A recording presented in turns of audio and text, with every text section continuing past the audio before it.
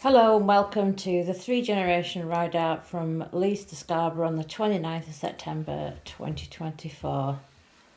So this was the plan of meeting my dad at either Seaways or Bainton Stop Cafe just outside of Hummonby, and we rode across on the A64 over to Seaways. So this was like what we knew was my dad's route from Scarborough through Hummonby to Bainton, and then we could either catch him there or we could catch him at Seaways. So we had an idea they'd be there maybe between 11:30, 12:30, and then this is all the guys from the Royal Enfield group from Scarborough.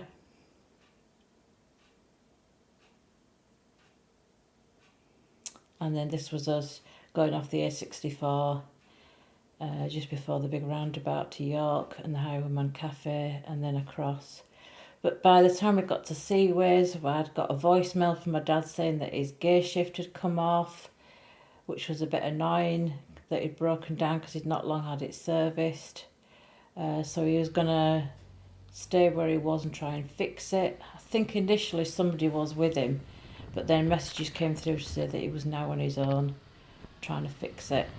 So we made the decision to go from Seaways and try and find the Royal Enfield guys at Bainton to sort of find out what had actually happened, if anybody had stayed with my dad and helped him, and if he got the right tools. So as we're riding across to Bainton Stop Cafe, there's other text messages coming through to say that not only is his gear shifter come off, but he's pretty much got it back on, but as he's trying to engage the gears, obviously I'm not technical, so I'm not overly sure what this is, but he had to keep turning the engine on and off to check that the gears were engaging, and then that caused the battery to go flat.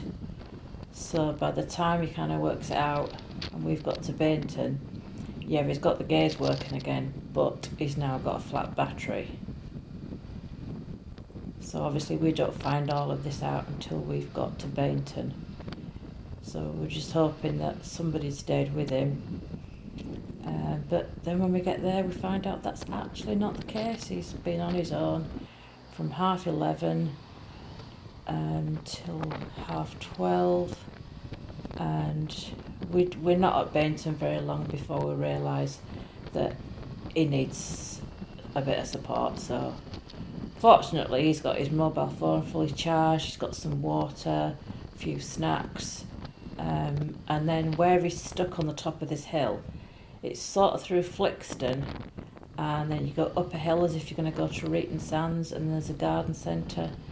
And it was just by pure chance that I realised where this particular hill was. He said, I'm at the top of this hill and there's a house being built, and I've had to use their garden to keep going and having a pee in it. So I was like, okay, fair enough.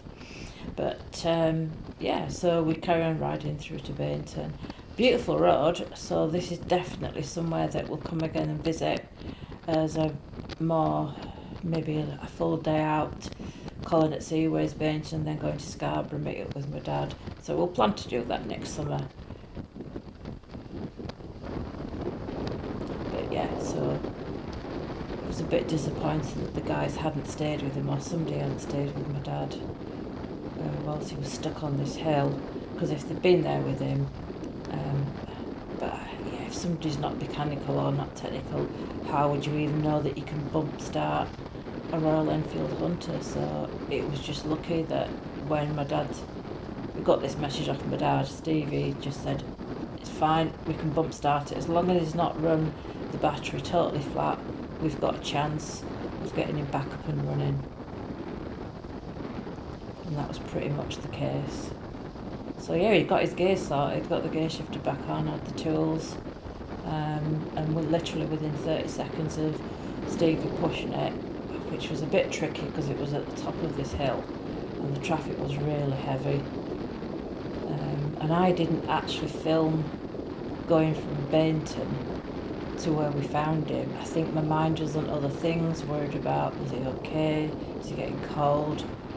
So it is end of September, so it's not really warm, but it wasn't freezing. But when you stood for 2 or 3 hours with just your thoughts in your head, then yeah, it's not the best situation to be in. But he did okay. I mean, my dad's 81. He's been riding since he was 16, 17, and this is his third. No, it's his second Royal Enfield, because he's got a little Honda as well, a little 250. But he's not had this Hunter very long, so I think he was even still running it in.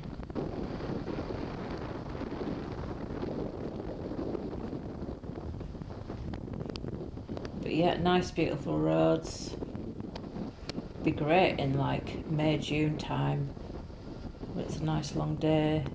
You've got to laugh, because the other thing with this is like time's ticking, and as much as we want to ride with him to Scarborough and make sure that he's home safe, it's going to be after 5 o'clock before we kind of set off back from Scarborough to Leeds. So we knew we'd only have like after 5 o'clock a couple more hours of daylight. So, and I've not ridden in the dark. This is only about my 4th kind of full day on the FZ6 since I got it in August. So yeah, don't judge me on my riding skills. I'm still learning, even after 2 years of being on the scooter. Not quite taking all the risks. Well, not even risks, just like not quite got my speed up. Not really got the confidence on corners, but yeah, you know, I'll get there. If you're not out doing it, then you're never going to improve.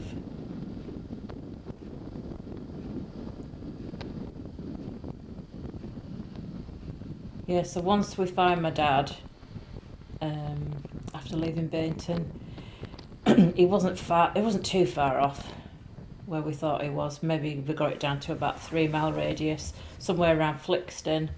And then, yeah, once we got there, it's just suddenly dawned on me, oh, I know exactly where he is. It's near this garden centre at Reeton. And yeah, sure enough, there he was.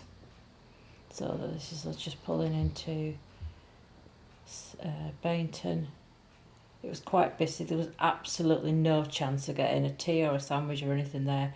It was so busy, but fantastic toilets, which were definitely in need of.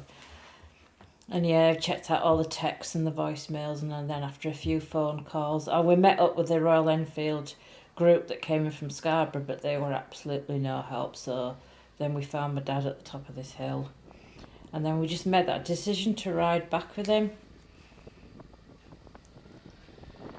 And then after getting him home, then we made our way down to the Marine Drive, had some chips, set off back onto the A64, but we go back through Pickering on the A170, and then cut through Ayton, and then you come across onto the B1258 through Yeddingham, and then that cuts a big corner off onto the A64, and then it was just a nice steady ride back, just a couple of hours, a couple of breaks, and then finished on the A64M, A58M, just really so that I could say that I've been on a motorway. So yeah, that's pretty much it. Let you enjoy the rest of the video. Hope you enjoyed it. Do all the usual things of like and subscribe, and yeah, carry on watching some more of my videos. Thanks for watching.